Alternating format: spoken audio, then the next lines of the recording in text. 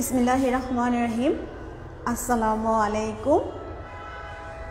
সুপ্রিয় একাদশ শ্রেণীর শিক্ষার্থীরা, কেমন আছো তোমরা? আশা করছি আল্লাহর অশেষ রহমতে স্বাস্থ্যবিধি মেনে ঘরে আছো, সুস্থ আছো এবং ভালো আছো। আমিও তোমাদের দোয়ায় এবং আল্লাহর অশেষ রহমতে ভালো আছি। ন্যাশনাল কলেজের অনলাইন ভিত্তিক শ্রেণী শিক্ষা কার্যক্রমের ধারাবাহিকতায় তোমাদের মাঝে অনেক দিন পরে আমি আবার হাজির হয়ে গিয়েছি। তোমাদের সবাইকে শীতের শুভেচ্ছা। শীতের শুভেচ্ছার সাথে সাথে আর যে বিষয়টা আমাদের মনে রাখতে হবে যে অনেকেরই অ্যালার্জি জনিত সমস্যা বা ঠান্ডার সমস্যা আছে। আমরা ঠান্ডা লাগাবো না এবং স্বাস্থ্যবিধি মেনেই আমরা চলবো। আর শিক্ষার্থীরা অবশ্যই তোমরা ভালো থাকবে। আর তোমাদের আজকে আমার বাংলা প্রথম পত্র অর্থাৎ একাদশ শ্রেণীর নবীন শিক্ষার্থী, আমার কাছে তোমরা এখনও নবীন, কারণ তোমাদেরকে তো আমি এখনও দেখতে পাইনি। তো তোমাদেরকে আমার ক্লাসে স্বাগত জানাচ্ছি। এর আগে আমি এই যে বিষয়টা, সে বিষয়টা হচ্ছে বঙ্কিমচন্দ্র চট্টোপাধ্যায়ের লেখা একটি প্রবন্ধ বাংলার নব্য লেখক দিগের প্রতিনিবেদন, এর আলোকে একটি ক্লাস নিয়েছিলাম। তো আজকে সেই নব্য লেখক দিগের প্রতিনিবেদন এই বিষয়ের আলোকে তোমাদের সাথে আমার দ্বিতীয় ক্লাস। আর ক্লাস শুরু করার আগে শিক্ষার্থীরা দেখবে তো যে তোমরা আমার কথা স্পষ্টভাবে শুনতে পাচ্ছ কি না, আর বোর্ড লেখা বুঝতে পারছো কি না তোমরা। আর যদি নেটের সমস্যাও হয় তোমাদের কাছে আমার একটা নিবেদন থাকবে যে তোমরা ধৈর্য ধারণ করে ক্লাসগুলো দেখবে। অবশ্যই তোমরা চলে যাবে না। অনেকেই দেখি যে তোমরা ক্লাস ত্যাগ করো, ক্লাস ত্যাগ করবে না। আর প্রথম বর্ষের শিক্ষার্থীরা, তোমাদের কাছে আমার আবেদন হচ্ছে যে তোমরা অবশ্যই তোমরা কমেন্টস বক্সে তোমাদের সমস্যাগুলো লিখবে, তোমাদের নাম, রোল নাম্বার এবং তোমাদের যে ব্যবসা শিক্ষা, বিজ্ঞান বা মানবিক এই শাখা, যে শাখা থেকে ক্লাস করছো এটা লিখবে। তো ক্লাসটা শুরু করার আগে যে বিষয়টা, যে এই যে বাংলার নব্য লেখক দিগের প্রতিনিবেদন, এই বিষয়টা পড়ানোর আগে যে তোমরা তোমাদের যথারীতি বাংলা মূল বইটা অর্থাৎ বোর্ড বইটা, খাতা এবং কলম নিয়ে আমার সাথে আজকের আমার ক্লাসে যুক্ত হয়ে যাও। তো শিক্ষার্থীরা, যে এটার লেখক হচ্ছেন বঙ্কিমচন্দ্র চট্টোপাধ্যায়। এই ক্লাসটি আগেও নিয়েছিলাম, গত ক্লাসে অর্থাৎ পূর্বের ক্লাসে আমি বঙ্কিমচন্দ্র চট্টোপাধ্যায় সম্পর্কে আলোচনা করেছিলাম এবং প্রবন্ধ, এই যে বাংলার নব্য লেখক দিগের প্রতিনিবেদন, এটি একটি প্রবন্ধ। তো এই প্রবন্ধ কি সে বিষয়টা নিয়েও আলোকপাত করেছিলাম। তো এটা এখানে দেখো যে বাংলার নব্য লেখক দিগের প্রতিনিবেদন, বঙ্কিমচন্দ্র চট্টোপাধ্যায়, ওনার জন্ম হচ্ছে 1838 খ্রিস্টাব্দে এবং মৃত্যু 1894 খ্রিস্টাব্দে।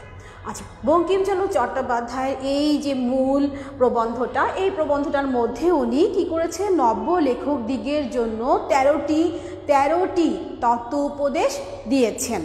তো এখানে আমরা তার আগে মূল প্রবন্ধে যাওয়ার আগে যে বিষয়টা দেখব যে উৎস, অর্থাৎ এই যে লেখাটা অর্থাৎ বাংলার নব্য লেখক দিগের প্রতিনিবেদন, এই লেখাটি উনি অর্থাৎ এই প্রবন্ধটি বঙ্কিমচন্দ্র চট্টোপাধ্যায়ের বিবিধ প্রবন্ধ নামক গ্রন্থের অন্তর্ভুক্ত। আমাদের কিন্তু এই বিষয়গুলো মনে রাখতে হবে শিক্ষার্থীরা, কারণ আমাদের যে বহু নির্বাচনী যে প্রশ্ন অর্থাৎ MCQ যখন প্রশ্নগুলো আসে বইয়ের ভিতর থেকে এবং বইয়ের প্রত্যেকটি লাইন কিন্তু আমরা সেই লাইন থেকে আসে, আমরা বাদ দিয়ে পড়বো না। প্রত্যেকটি লাইনে আমাদের পড়তে হবে, আমাদের পাঠ পরিচিতি পড়তে হবে, শব্দার্থ জানতে হবে, মূল বিষয়টা সম্পর্কে আমাদের ধারণা থাকতে হবে, আমাদের জানতে হবে। আমরা অবশ্যই আমাদের মাথায় নিয়ে নেব পড়াগুলো এবং আমাদের আত্মস্থ করতে হবে। তার আগে আমি একটু দেখে নিই যে আমার ক্লাসটা ক্লিয়ার আছে কি না। আচ্ছা, এই মুহূর্তে যারা যারা আমার সাথে যুক্ত হয়েছ তাদের সকলকে আমার পক্ষ থেকে অজস্র ধন্যবাদ। আচ্ছা, তো প্রবন্ধটি বঙ্কিমচন্দ্র চট্টোপাধ্যায়ের বিবিধ প্রবন্ধ নামক গ্রন্থের অন্তর্ভুক্ত। আর এই যে প্রবন্ধটা বাংলার নব্য লেখক দিগের প্রতিনিবেদন, এই প্রবন্ধের ভাষারীতি আমরা জানি যে আমরা কোনো কোনো গল্প, উপন্যাস, নাটক ইত্যাদি পড়ে থাকি যেখানে হচ্ছে চলিত এবং সাধু দুটো রীতি ব্যবহার করা হয়। তো আমাদের আলোচ্য বাংলার নব্য লেখকদিগের প্রতি নিবেদন এই প্রবন্ধটা সাধু রীতিতে লেখা এবং আকারে একটু ছোট।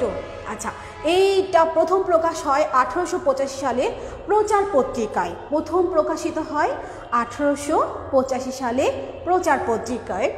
সাহিত্যরূপ অর্থাৎ এই যে আমি এর আগে যখন প্রথম ক্লাস নিয়েছিলাম তোমাদের সাথে, আমার প্রথম ক্লাস ছিল অপরিচিত গল্প নিয়ে, তখন সাহিত্য কাকে বলে এবং সাহিত্যের যে কয়েকটি ভাগ আছে সেই ভাগের মধ্যে আমি পড়িয়েছিলাম যে কী কী আছে, উপন্যাস, নাটক, তারপরে হচ্ছে কবিতা, প্রবন্ধ, ছোট গল্প। তো এই যেহেতু এটা হলো সাহিত্যরূপ, এটার সাহিত্যরূপ হচ্ছে প্রবন্ধ।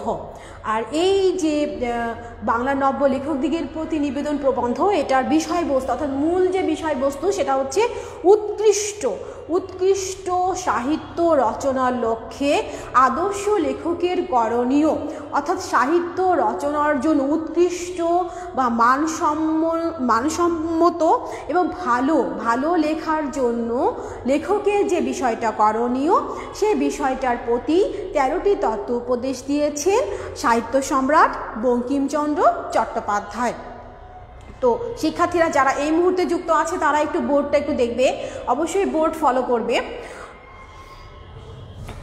তাহলে আমরা উৎস জানলাম যে এটা কোথা থেকে নেওয়া হয়েছে এই প্রবন্ধটা, আলোচ্য আমাদের বাংলার নব্য লেখকদিগের প্রতি নিবেদন। আচ্ছা, নিবেদন দেখো যে নিবেদনের মধ্যে এখানে যে বিষয়টা আমি দেখাতে যাচ্ছি যে সাহিত্য রচনা, আমি কয়েকটা বিষয় তুলে ধরতে যাচ্ছি। দেখো নিবেদন, আচ্ছা নিবেদন এখানে আসতে পারে লেখক, সাহিত্য রচনা, নব্য লেখক, লেখক, সাহিত্য রচনা, নব্য মানে কি নতুন লেখকদিগের, নব্য মানে হচ্ছে নতুন লেখকদিগের প্রতি নিবেদন। আর 13টি তত্ত্ব উপদেশ দিয়েছেন এখানে কি করেছেন বঙ্কিমচন্দ্র চট্টোপাধ্যায়। 13টি, তোমরা বইটি সামনে নিয়ে নাও, 13টি তত্ত্ব উপদেশ দিয়েছেন। 13টি তত্ত্ব উপদেশ দিয়েছেন কাদের প্রতি? এই যে বাংলার অর্থাৎ বাঙ্গালা, তোমাদের কাছে মনে হতে পারে যে ম্যাডাম বাঙ্গালার শব্দটা ভুল লিখেছেন, না, এটা বঙ্কিমচন্দ্র চট্টোপাধ্যায়ের সময় এভাবে বাংলা শব্দটা লেখা হতো। এটা হচ্ছে বাংলা, এখানে হচ্ছে বাংলার। নব্য মানে হচ্ছে নতুন লেখকদিগের প্রতি লেখকের যে উপদেশ, লেখকের যে নির্দেশ, সেটাই আমরা দেখতে পাবো এই প্রবন্ধে। আচ্ছা, নিবেদনে দেখো যে লেখকদের প্রতি কী করেছেন, 13টি উনি কী করেছেন 13টি তত্ত্ব উপদেশ দিয়েছেন। বঙ্কিমচন্দ্র চট্টোপাধ্যায় কী করেছেন 13টি তত্ত্ব উপদেশ দিয়েছেন। আমাদের জানতে হবে যে লেখক এই সাহিত্য রচনার জন্য নব্য লেখকদের জন্য 13টি তত্ত্ব উপদেশ দিয়েছেন। আচ্ছা, মূল পাঠে যাওয়ার আগে আমাদের বইয়ের যে শব্দার্থগুলো আছে, শব্দের অর্থগুলো সম্পর্কে আমাদের ধারণা নিতে হবে। যেমন দেখো শব্দার্থ কি কি আছে, তোমাদের সামনে যদি বই থাকে বই নিয়ে নাও, আর না হলে বোর্ডে দেখবে। শব্দার্থে আছে দেখো যশ মানে কি? যশ মানে হচ্ছে সুনাম, সুখ্যাতি বা কীর্তি। যশ, সুনাম, সুখ্যাতি এবং কীর্তি। আচ্ছা, তারপরে আর কি আছে? তারপরে আছে লোকরঞ্জন, জনসাধারণের মনোরঞ্জন। লোকরঞ্জন শব্দের অর্থ, লোকরঞ্জন জনসাধারণের, লোকরঞ্জন মানে হচ্ছে জনসাধারণের মনোরঞ্জন, জনসাধারণের মনোরঞ্জন। আচ্ছা, কোটেশন, আমরা কোটেশন ব্যবহার করি, বলি যে কোটেশন মানে হচ্ছে উদ্ধৃতি, কোটেশন মানে হচ্ছে উদ্ধৃতি। তারপর অলঙ্কার মানে হচ্ছে ভূষণ বা শোভা, অলঙ্কার মানে হচ্ছে ভূষণ বা শোভা। আচ্ছা, তারপরে আছে হচ্ছে ব্যঙ্গ, বিদ্রূপ বা পরিহাস। আমরা অনেক সময় ব্যঙ্গ করে অনেক কথা বলে থাকি, যেটা আসলেও করা উচিত নয়, বিদ্রূপ বা পরিহাস। যদিও তোমাদের বইয়ে আছে, তারপর আমি লিখে দিচ্ছি, কারণ দেখা যাচ্ছে যে আমি জানি যে তোমাদের অনেকের সামনেই বইটা নেই। যেহেতু বইটা নেই, তোমরা অবশ্যই লাইভ ক্লাসের বোর্ডের এই বিষয়টা দেখবে। আচ্ছা, তারপরে দেখো আছে কি কদাপি, কদাপি মানে কখনো ও, কদাপি, কদাপি মানে হচ্ছে কখনো।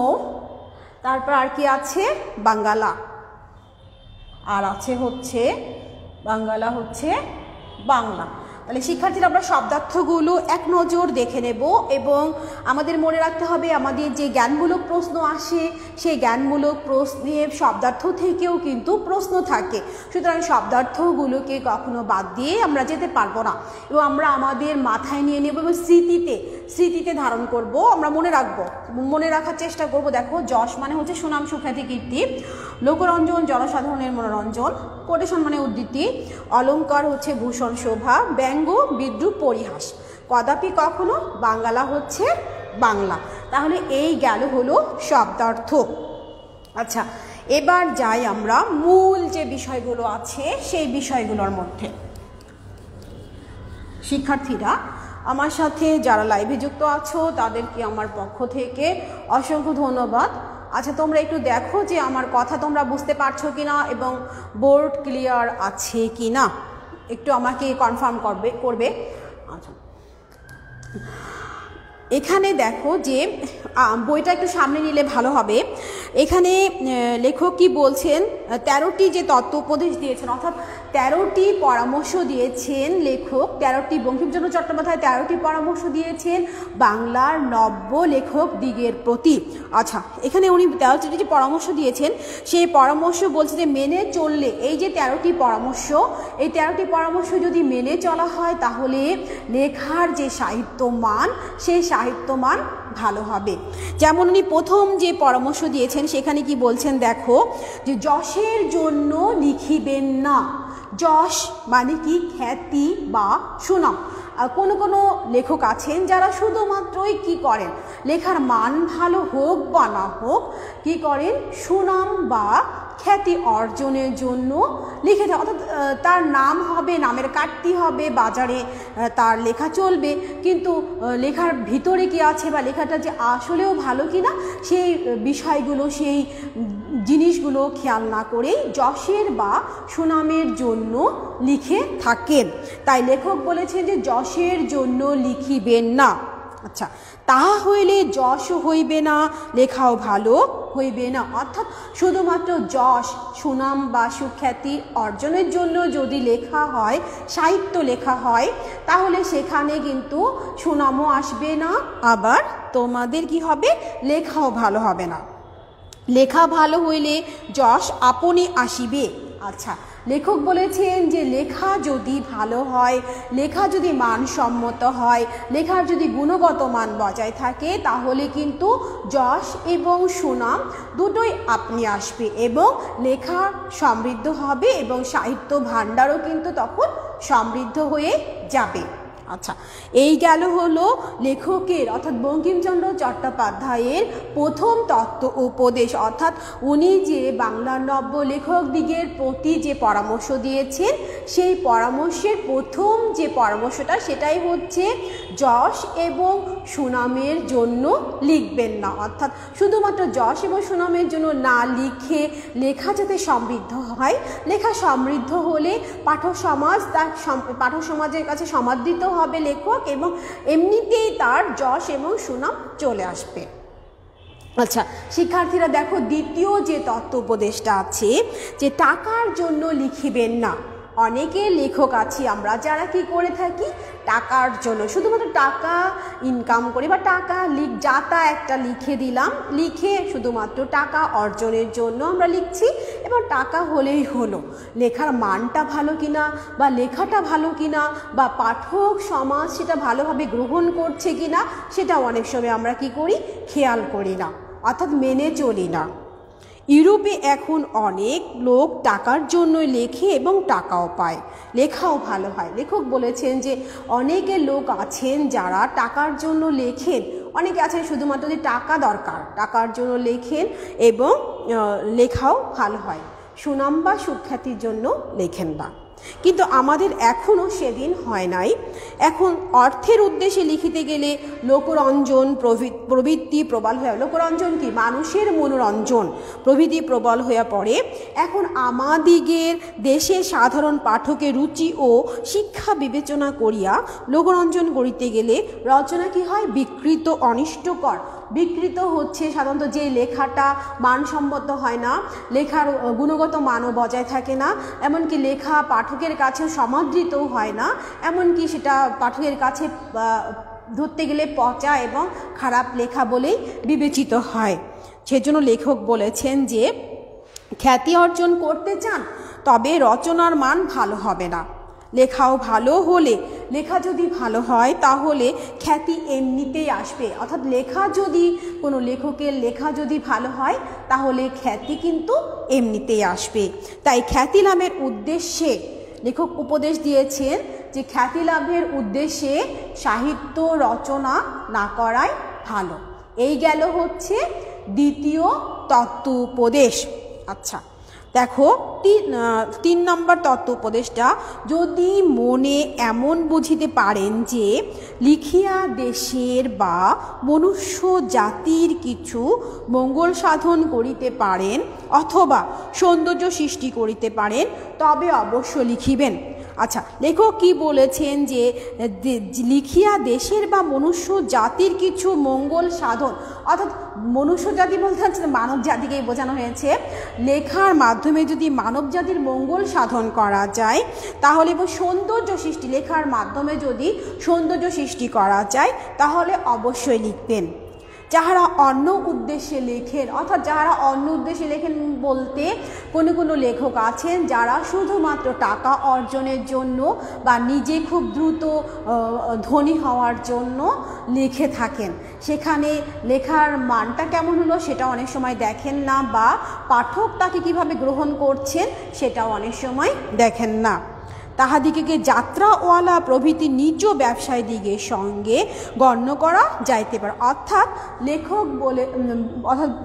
লেখক বঙ্কিমচন্দ্র চট্টোপাধ্যায় বলেছেন যে যেই সব লেখকরা মনুষ্য জাতির কিছু মঙ্গল করিতে পারেন অথবা সৌন্দর্য সৃষ্টি করেন তাহলে লিখবেন, কিন্তু যারা অন্য উদ্দেশ্যে লেখেন তাদেরকে যাত্রাওয়ালা, তোমরা বইয়ের মধ্যে একটু দাগ দিয়ে রাখো, দেখো যাত্রাওয়ালা প্রভৃতি নিজ ব্যবসায়ীদিগের সঙ্গে তুলনা করা যাইতে পারে। এখানে দাগ দেবে যাত্রাওয়ালা। অবশ্যই সাথে তোমাদের এর আগে আমি ক্লাসে বলেছিলাম একটি কালার পেন ইউজ করবে, কারণ সেটা যদি তোমরা এখন থেকেই দাগিয়ে দাগিয়ে লেখো তাহলে সেটা পরীক্ষার সময় বা যখন তুমি বইটি পড়বে বা যখন তুমি যে কোনো গল্প, উপন্যাস, নাটক যাই পারো না কেন, তখন কিন্তু দাগানো থাকলে তোমার বুঝতেও সুবিধা হবে এবং সেটা মনে হয়ে যাবে। তাহাদিগকে যাত্রাওয়ালা প্রভৃতি নিজ ব্যবসায়ীদিগের সঙ্গে গণ্য করা যাইতে পারে। অর্থাৎ লেখক বলছেন যে খ্যাতি এমনিতেই আসবে, তাই খ্যাতি লাভের উদ্দেশ্যে সাহিত্য রচনা না করাই ভালো। আচ্ছা, আরেকটা দেখো 4 নম্বরে, যাহা অসত্য ধর্মবিরুদ্ধ, অর্থাৎ যাহা মিথ্যা, যাহা ধর্মের বিরোধিতা করে, পরনিন্দা বা পরপীড়ন বা স্বার্থ সাধন যাহার উদ্দেশ্য, সে সকল প্রবন্ধ কখনো হিতকর হতে পারে না। অর্থাৎ যে সকল প্রবন্ধের মধ্যে অসত্য, ধর্মবিরুদ্ধ, পরনিন্দা বা পরপীড়ন বা স্বার্থ সাধন যাহার উদ্দেশ্য, সেই সব সাহিত্য কখনো মানুষের জন্য মঙ্গল বয়ে আনতে পারে না। সুতরাং তাহা একেবারে পরিহার্য। অর্থাৎ লেখক বলেছেন যে যেই সব সাহিত্য মানুষের জন্য সুখকর নয়, হিতকর নয়, অহিতকর, অর্থাৎ যেই সব সাহিত্য মানুষের জন্য মঙ্গল বয়ে আনবে না, সেসব, অর্থাৎ ধর্মবিরুদ্ধ এবং যেখানে অসত্য, বানোয়াট বা মিথ্যা বিষয়গুলো আছে সেসব সাহিত্য থেকে দূরে থাকাই ভালো এবং তা অবশ্যই পরিহার করা উচিত। সত্য ও এখানে 4 নম্বর যে তত্ত্ব উপদেশ আছে শিক্ষার্থীরা, সেই 4 নম্বর তত্ত্ব উপদেশের মধ্যে একটি দাগাবে যে সত্য ও ধর্মই সাহিত্যের উদ্দেশ্য। সাহিত্যের উদ্দেশ্য কি? সাহিত্যের উদ্দেশ্য হচ্ছে সত্য ও ধর্মই সাহিত্যের উদ্দেশ্য। অন্য উদ্দেশ্যে লেখনী ধারণ মহাপাপ। অর্থাৎ সত্য এবং ধর্ম, অর্থাৎ সৌন্দর্যতার বাইরে কোনো কিছু লেখা যদি করা হয়, সেখানে লেখক অর্থাৎ বঙ্কিমচন্দ্র চট্টোপাধ্যায় বলেছেন যে অন্য উদ্দেশ্যে লেখনী ধারণ করা মহাপাপ। আচ্ছা, 5 নম্বর যে তত্ত্ব উপদেশ আছে, 5 নম্বর তত্ত্ব উপদেশে শিক্ষার্থীরা একটু খেয়াল করবে যে যাহা লিখিবেন তাহা হঠাৎ ছাপাইবেন না। দেখা গেল একটা যা তা লেখা হয়ে গেল, সে লেখাটার মধ্যে ভুল আছে কি শুদ্ধ আছে বা সে লেখাটা কতটুকু ভালো সেটা যাচাই বাছাই না করে হঠাৎ করে ছাপিয়ে ফেলে থাকেন অনেক সময় অনেক লেখক। কিন্তু লেখক বঙ্কিমচন্দ্র চট্টোপাধ্যায় বলেছেন যে হঠাৎ করে সেটা ছাপাবেন না, কিছু কাল ফেলিয়া রাখবেন, অর্থাৎ কিছুদিন সেটা রেখে দিতে হবে, কিছুকাল পরে উহা সংশোধন করিবেন এবং কিছুদিন পরে সেটা সংশোধন করতে হবে। তাহা হইলে দেখিবেন প্রবন্ধে অনেক দোষ আছে।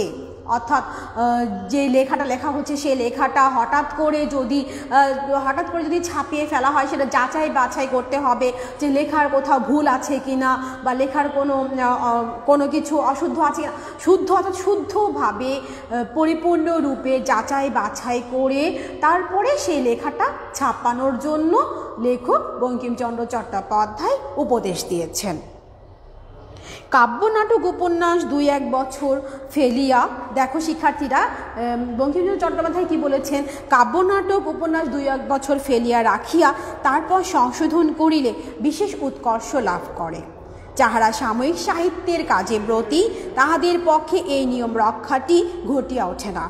এজন্য সাময়িক সাহিত্য লেখকের পক্ষে অবনতিকর। অর্থাৎ যারা শুধুমাত্র কিছুদিনের জন্য লেখেন আবার হঠাৎ করে উধাও হয়ে যান, তাদের জন্য তারা লেখাটাকে ফেলেও রাখেন না বা লেখাটা তারা ভালো করে দেখেনও না যে তাদের লেখাটা আসলেও ভালো আছে কিনা বা লেখাটার পরিমার্জন করেন না। তো লেখক তাদের প্রতি উপদেশ দিয়েছেন যে সাময়িক সাহিত্য যারা লেখেন তারা হচ্ছে কি সেই সাময়িক সাহিত্য লেখকের পক্ষে অবনতিকর। তো শিক্ষার্থীরা এখানে 13টি তত্ত্ব উপদেশ আছে। 13টি তত্ত্ব উপদেশের মধ্যে আজকে আমি তোমাদের সাথে আলোচনা করলাম 5টি তত্ত্ব উপদেশ নিয়ে। আর এখন তোমাদের জন্য কিছু জ্ঞানমূলক প্রশ্ন নিয়ে আলোচনা করব। আর এরপরে এই ক্লাসটাকে যেহেতু আমি কয়েকটি পর্বে ভাগ করে নিয়েছি, আজকে তোমাদের সাথে এই পর্বের আলোকে আমার দ্বিতীয় ক্লাস, তৃতীয় ক্লাসে আর যে বাদবাকি তত্ত্ব উপদেশ আছে অর্থাৎ ষষ্ঠ থেকে যে তত্ত্ব উপদেশ আছে সেটা পরবর্তী ক্লাস আলোচনা করব।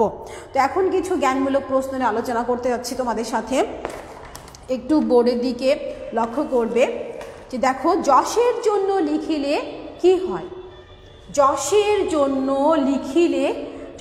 লিখলে কি হয়? একটা প্রশ্ন হতে পারে জ্ঞানমূলক।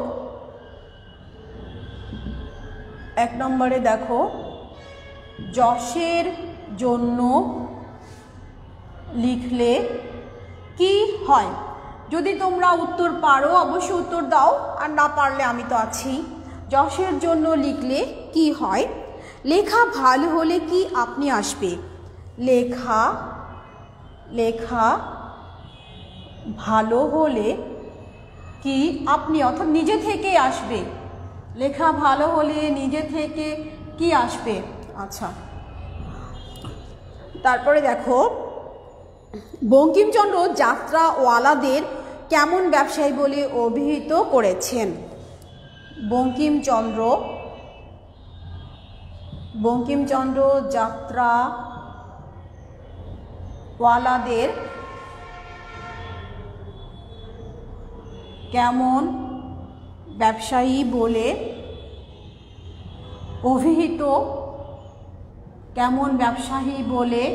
অভিহিত করেছেন?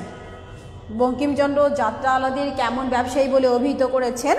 আচ্ছা, তারপরে দেখো যে কোন সকল প্রবন্ধ কখনো হিতকর হতে পারে না? 4 নম্বর প্রশ্ন, কোন সকল প্রবন্ধ কখনো হিতকর অর্থাৎ মঙ্গলজনক হতে পারে না, হিতকর হতে পারে না? কোন সকল প্রবন্ধ কখনো হিতকর হতে পারে না? শিক্ষার্থীরা যারা আমার সাথে এই মুহূর্তে যুক্ত আছো, তোমরা নিজেরা যদি পারো তাহলে কমেন্টস বক্সে লেখো, ম্যাম বোর্ডটা ক্লিয়ার না। আচ্ছা, মনে হচ্ছে নেটের সমস্যা হচ্ছে, নেটের সমস্যার জন্য হয়তোবা হতে পারে।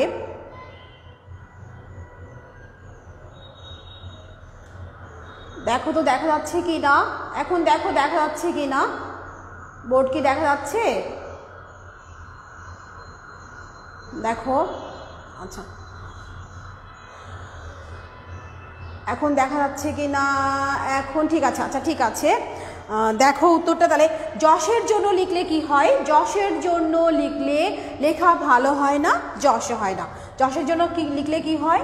লেখা ভালো হয় না। উত্তরটা লিখে নাও তোমরা, লেখা ভালো হয় না, যেহেতু তোমরা লিখছো না আমি লিখে দিচ্ছি, লেখা ভালো হয় না, যশও হয় না। আচ্ছা, লেখা ভালো হলে কি আপনি আসবে?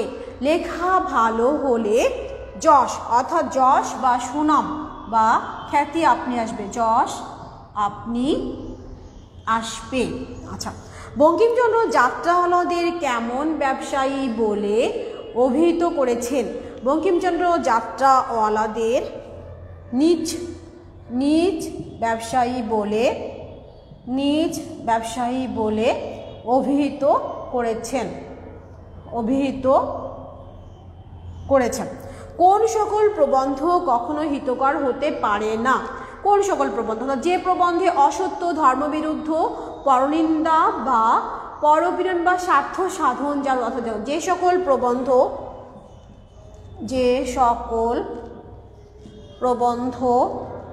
অসত্য অর্থাৎ যা সত্য নয়, ধর্মবিরুদ্ধ, যে সকল প্রবন্ধ অসত্য, ধর্মবিরুদ্ধ, পরনিন্দা বা পরপীড়ন, ধর্মবিরুদ্ধ, পরনিন্দা বা অসত্য, ধর্মবিরুদ্ধ, পরনিন্দা বা পরপীড়ন বা স্বার্থ সাধন, পরপীড়ন বা স্বার্থ সাধন, পরপীড়ন, অর্থাৎ যে সকল প্রবন্ধ অসত্য, ধর্মবিরুদ্ধ, পরনিন্দা বা স্বার্থ সাধন, পরপীড়ন ইত্যাদি, সে সকল প্রবন্ধ কখনো কি হতে পারে না? সে সকল প্রবন্ধ কখনো হিতকর হতে পারে না।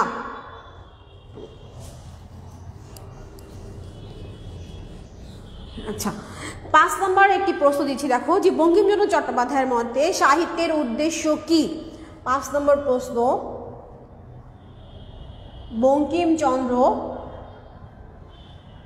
বঙ্কিমচন্দ্রের মতে সাহিত্যের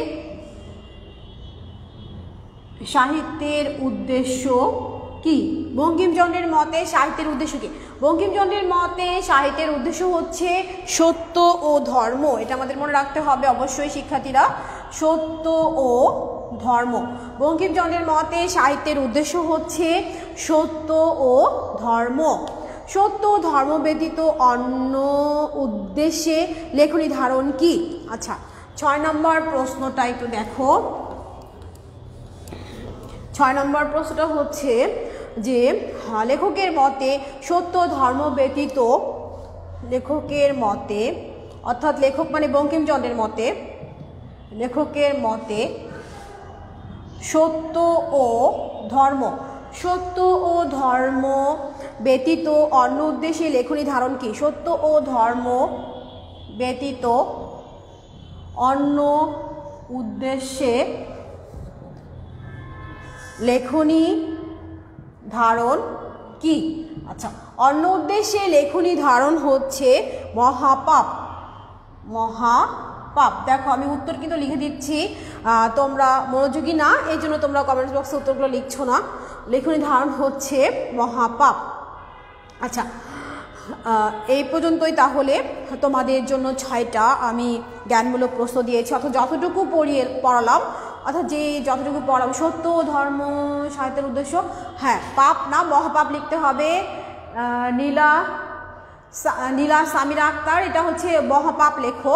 আচ্ছা, ধন্যবাদ যারা যারা উত্তরগুলো লিখছো। হ্যাঁ লিখছো, আর তোমাদের তো এখন পরীক্ষা চলছে, যেহেতু পরীক্ষাগুলো প্রত্যেকটা আমার বাংলা বিষয়ে পরীক্ষা তোমরা দিয়ে দিয়েছো, আর যে পরীক্ষাগুলো হচ্ছে আশা করছি তোমরা অবশ্যই ভালো করে পরীক্ষাগুলো দেবে, কারণ কলেজ জীবনের প্রথম পরীক্ষা।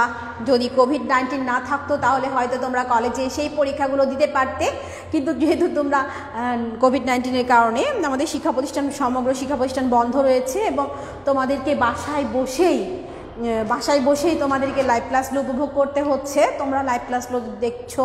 আমি অবশ্যই প্রথম বর্ষের অর্থাৎ একাদশ শ্রেণীর শিক্ষার্থীদেরকে অবশ্যই অনেক অনেক ধন্যবাদ জানাচ্ছি, যারা যারা লাইভ ক্লাস দেখছো বা যারা যারা লাইভ ক্লাসগুলো দেখো, নিয়মিত দেখো এবং আমাদের পড়ানোগুলো ফলো করো। আর তোমাদের কাছে একটা উপদেশ থাকবে, যদি তোমরা কোনো কিছু বুঝতে না পারো অবশ্যই কমেন্টস বক্সে লিখবে। তোমরা জড় পদার্থ বা জড় বস্তুর মতো না থেকে অবশ্যই তোমরা নাড়াচাড়া দেবে এবং আমার জ্ঞান আহরণের জন্য যতটুকু দরকার ঠিক অবশ্যই জানতে হবে। আমাদের জানার যে পরিধি, সেই পরিধিটাকে ব্যাপক করতে হবে। আমরা যে শুধুমাত্র কোভিড-19 জন্য যে জীবন থেমে রয়েছে তা কিন্তু নয়। দেখো শিক্ষার্থীরা, যে সমগ্র শিক্ষা প্রতিষ্ঠান বন্ধ থাকলেও এই যে লাইভ ক্লাস অর্থাৎ এই অনলাইন ক্লাসের মাধ্যমে তোমাদের এবং আমাদের মাঝে কিন্তু একটা সেতু বন্ধন তৈরি হয়েছে। যদিও তোমরা আমাকে দেখতে পাচ্ছ, আমি তোমাদেরকে দেখতে পাচ্ছি না, কিন্তু তোমাদের যে কমেন্টস বক্সে তোমরা যখন তোমাদের নাম, রোল নাম্বার বা সেকশন লেখো, তখন কিন্তু আমি বুঝতে পারি যে কে কে তোমরা উপস্থিত আছো বা কারা কারা উপস্থিত আছো। সুতরাং আমাদের পথ চলা এবং লাইভ ক্লাসগুলোকে প্রাণবন্ত করতে হলে কিন্তু তোমাদের উপস্থিতি আমাদের একান্তভাবে কাম্য। আর একটা কথা, যে তোমরা তোমাদের ক্লাসগুলো বন্ধুদের মাঝে শেয়ার করে দেবে। তোমরা ক্লাসগুলো শেয়ার করো না। তোমরা যদি ক্লাসগুলো তোমাদের অনেকে বন্ধুরাই হয়তো বা এই মুহূর্তে আমার সাথে বা যে কোনো শিক্ষকের সাথে লাইভে যুক্ত, হয়তো বা তাৎক্ষণিকভাবে থাকতে না পারলেও পরে হয়তো বা ক্লাসটা দেখে নেয়, কিন্তু তারপরেও তোমাদের উচিত ক্লাসগুলো শেয়ার করা। আর এখন থেকেই, এই প্রথম বর্ষ থেকেই, যদিও তোমরা কলেজে উপস্থিত হতে পারছো না, তারপরেও যে পড়াশোনা থামিয়ে রাখবে তা কিন্তু নয়। তোমাদের কিন্তু পড়তে হবে, অবশ্যই পড়তে হবে। আমার তোমাদের প্রতি উপদেশ থাকবে, পড়ো এবং বুঝে বুঝে অবশ্যই পড়বে, মনোযোগী থাকবে ক্লাস। আর তোমাদেরকে তো আমি অবশ্যই ধন্যবাদ জানাবো যারা এই মুহূর্তে আমার সাথে ক্লাসে যুক্ত আছো। আর আজকে 13টি তত্ত্বোপদেশের মধ্যে অর্থাৎ 13টি বাংলার নব্য লেখকদিগের প্রতি বঙ্কিমচন্দ্র চট্টোপাধ্যায় যে 13টি তত্ত্বোপদেশ দিয়েছেন, সে আলোকে আজকে আমি 5টি পড়ালাম। বাদবাকি যেগুলো আছে সেগুলো আগামী ক্লাসে আলোচনা করব।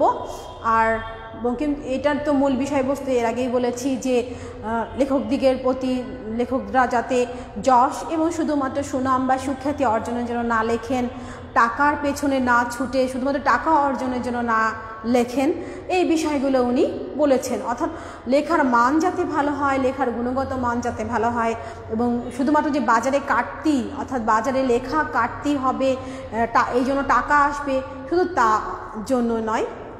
যারা কালজয়ী লেখক তারা কিন্তু ওনাদের শুধুমাত্র অর্থের পেছনে ছুটে লেখেন না, তারা তাদের লেখার মান এবং পাঠক সমাজে সমাদৃত লেখা যাতে সমাদৃত হয় সেই বিষয়গুলোর প্রতিও কিন্তু খেয়াল রাখেন। তো শিক্ষার্থীরা, যেহেতু শীত পড়ে গিয়েছে, তোমাদের প্রতি উপদেশ থাকবে যে তোমরা অবশ্যই ঘরে থাকবে এবং যার যে সমস্যাগুলো আছে সমস্যাগুলো সমাধান করার চেষ্টা করবে, সুস্থ থাকবে। তোমাদের জন্য আমার অনেক অনেক শুভেচ্ছা, শুভকামনা এবং দোয়া থাকলো।